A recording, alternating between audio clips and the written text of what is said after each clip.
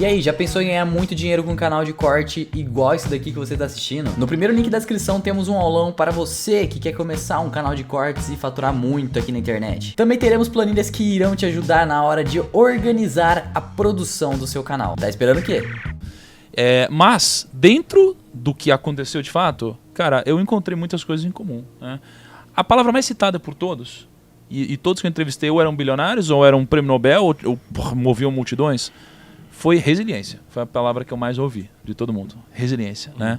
É você se adaptar, é você fazer, é você ir pra cima, é atitude. Continuar apanhando, mas continuar andando. Exatamente. Então isso aí foi a coisa que eu mais ouvi, né? Quando eu olho para Provérbios, em Salomão... Rapidinho, posso só fazer um adendo bíblico aí? Você sabe que a maioria das vezes que Deus aparece falando com o homem, ele fala algo que está ligado à resiliência. Ele fala, não temas. Não desmaie, não desanime, eu sou contigo, não pare. Assim, muitas vezes Deus apareceu para grandes homens, Josué, Moisés, Davi, para os grandes homens, para falar exatamente isso. Seja resiliente. Se a gente fosse botar numa linguagem atual, seja resiliente. É o próprio Deus falando com as pessoas. Perfeito. Então sim, teve muita coisa em comum, muita. Eu percebi algumas coisas, assim, e muitas presentes na vida de Salomão. Por exemplo, o ambiente. Então, assim, uma coisa que eu vi é que as pessoas de muito sucesso já estavam cercadas de outras pessoas que as supriam em várias áreas e pessoas muito boas no que faziam. Seria o conceito do ambiente, de outras pessoas ao seu redor. O ambiente de pessoas, né? E quase todos os grandes, quase todos que eu conheci, tinham pessoas incríveis ao redor. E então eu percebi muita coisa que estava já escrito, muito antes. O ponto tem gente que às vezes intuitivamente seguiu esses princípios. A sacada é que se você se depara com esses princípios, você não precisa apanhar tanto da vida para descobrir qual é o caminho. Cara, isso é muito bom. Entendeu? Essa já era a tua busca, não era? Essa é a busca. E aliás, olha o que aconteceu. Eu tenho 31 anos. Eu atingi minha liberdade financeira muito antes da média. Mas eu busquei isso ativamente. A maioria das pessoas nem estão buscando isso. Tá, mas vamos repetir isso aqui, porque isso aqui não pode passar desapercebido. Se você cumprir princípios, o que vai acontecer? Você vai diminuir muitos problemas da vida. Se você se depara com os princípios, antes de tomar todas as porradas possíveis da vida para entender quais são os caminhos que você não deve seguir, você sofre menos. Exatamente. Quando é que começa o sofrimento? Numa decisão, uma situação difícil, você escolhe um caminho. Aquele caminho vai ser de sofrimento. Mas se você já tivesse pautado nos princípios, você fala assim, cara, eu quero entrar por esse caminho, mas eu sei que bate de frente com esse princípio aqui. Então, os princípios são preventivos. São preventivos, sem dúvida. Cumprir princípio depois que você fez a droga, já tá feito. Você vai ter a consequência cumprindo o princípio. Aliás, a consequência é parte do princípio. Exatamente. Então, isso que é impressionante. Por exemplo, eu tenho 4 filhos. Eu procuro passar para eles, acima de passar a religião, nós somos cristãos. Então, acima de passar a religião cristã, passar os princípios. Por exemplo, honrar pai e mãe é um princípio cristão. Mas serve só para cristão? Você acha que o budista lá no Japão acha errado honrar pai e mãe? Não, honrar pai e mãe não tem nada a ver, não. Não existe. Cara, todo princípio milenário... Estou escrevendo um livro sobre isso, Códigos Milenários. Como eu fui rejeitado na Bush, estou lançando por outro. Cara, temos algo em comum, hein, Bruno? Temos algo em comum. Caramba, não, 1 milhão de livros vendidos não foi suficiente para convencer. Não, ele falou, não, se fosse 1 milhão e 100 a gente conversava. Códigos Milenários, onde eu explico o seguinte, 10 princípios que fazem parte dos códigos bíblicos, mas são cumpridos em qualquer lugar, em qualquer sociedade, em qualquer tempo, em qualquer geografia, e não tem nenhuma lei contra. Falar a verdade. É bonito no Japão, é bonito na Itália, é bonito há 400 anos atrás e daqui a 100 anos vai ser bonito falar a verdade. Ninguém vai achar, falar a verdade é ruim, cara. Não tem lei contra você falar a verdade, não tem lei contra você honrar pai e mãe, não tem lei contra você não querer se levantar contra uma autoridade, por exemplo.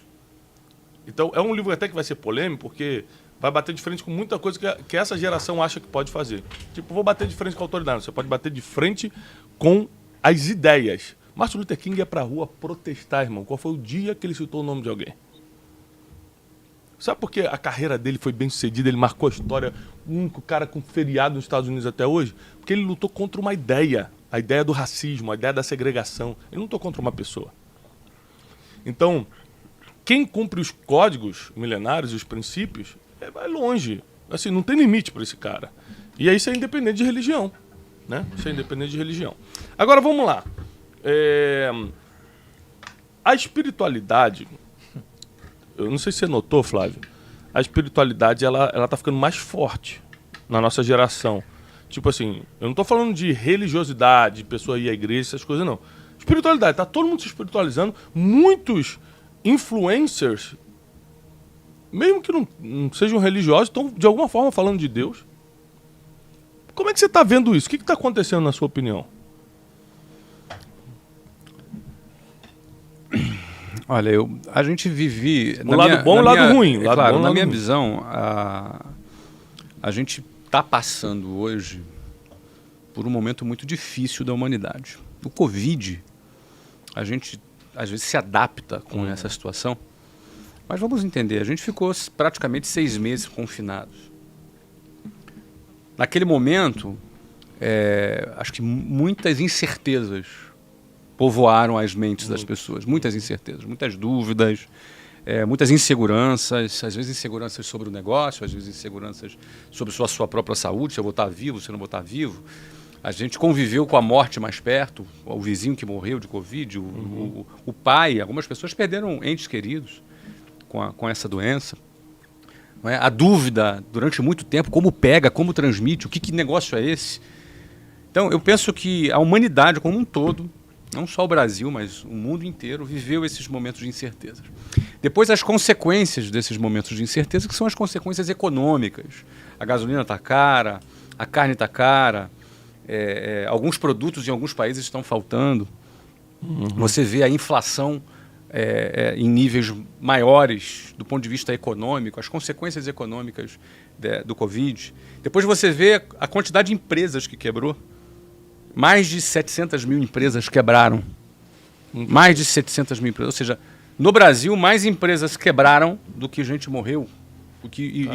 E centenas de milhares de pessoas morreram. Mais de 600 mil pessoas morreram. É muita coisa. Muita coisa mesmo. Eu penso que esse ambiente de incerteza, esse ambiente de dúvida, esse ambiente até de certo ponto de medo, ela, de alguma maneira, do inconsciente coletivo... Ela gera essa questão. Eu penso que ela pode baixar a bolinha, porque quando a gente está num momento de fartura, a gente pode se achar o cara.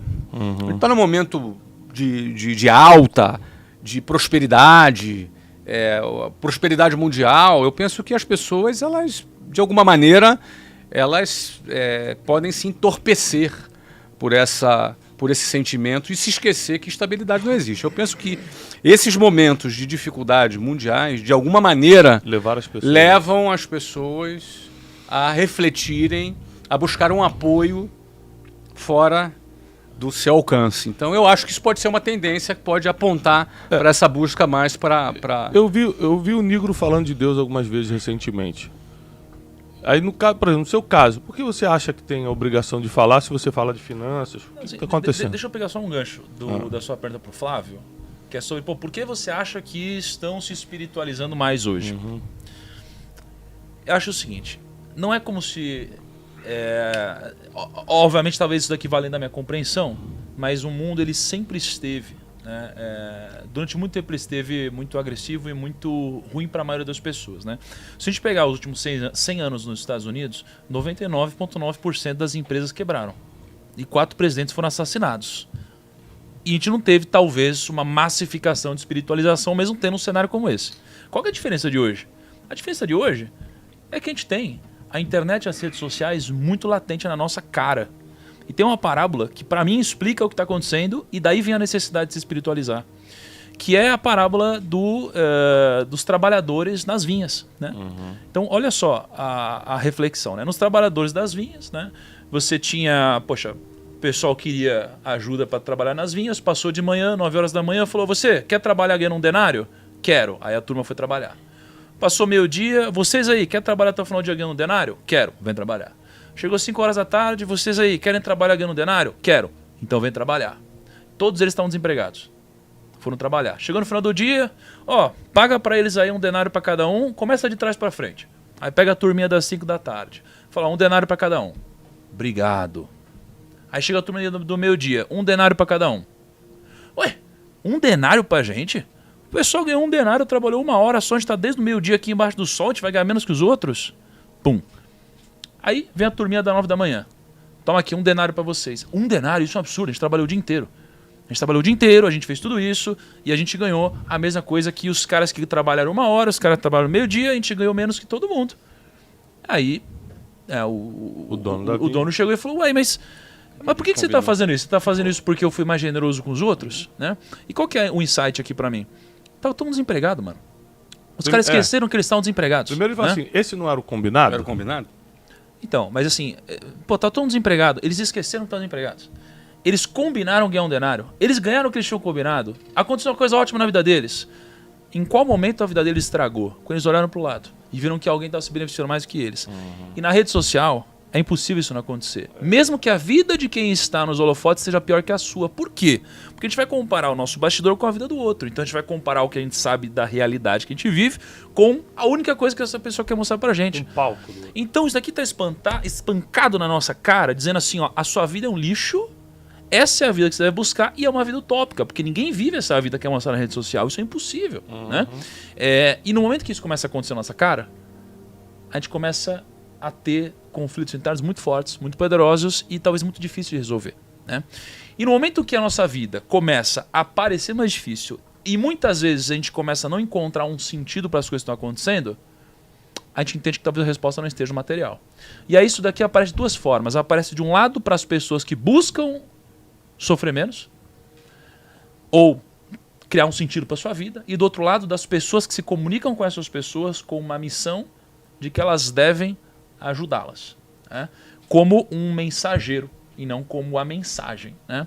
Então é por isso que eu acho que está acontecendo um movimento como esse, né? Pelo quão escancarado está sendo as coisas que aparecem na nossa cara nas redes sociais, né? E aí é uma mistura desse lado e, putz, as vozes que estão entregando essas mensagens para diminuir o sofrimento das pessoas e dar um sentido para a vida delas, né? Agora... Não,